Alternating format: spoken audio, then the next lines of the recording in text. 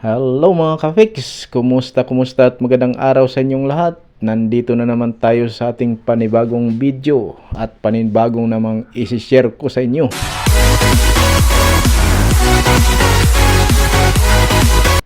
Sa ngayon ay gagawa tayo ng imitation na flower. Ito yung mga materialis, yung fuzzy wire, glue gun, gunting at saka may mga glue gun, mga glue stick.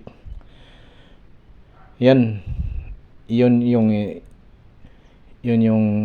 fuzzy wire. Tutupin lang natin kalahati. Tapos ilalagay natin yung red orange sa gitna. Ilalagay natin sa gitna niya. Yung orange gagawin natin petals. Ayan. Ginaya-gaya ko rin yan sa sa mga YouTube din. Nagustuhan ko kasi kaya ginagaya natin. Gusto ko rin na magkaroon ng isang video na ganito.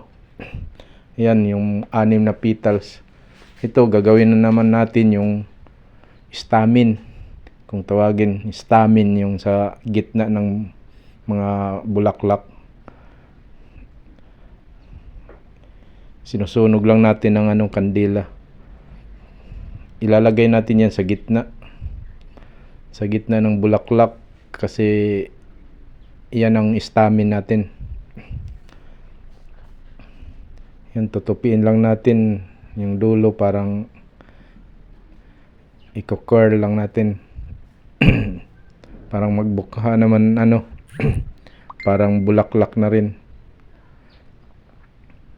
Tapos ilalagay na natin tong mga petals. 6 na piraso yan. I-glue lang natin. Yan, glue gun. Glue gun ang gamit natin para madaling tumigas. May kagad, mabibitawan mo. Yan, buo na. Yan lang mga ka-fix. Gustong gusto ko na mapanood nyo naman yung ginawa ko. Maraming salamat. Hanggang dito lang muna. Yung mga hindi pa nagsusubscribe, paki-subscribe naman po. Magandang araw na lang. At kumusta kayong lahat? Maraming salamat sa mga bagong nakapanood at bagong nag-subscribe. Maraming salamat ulit.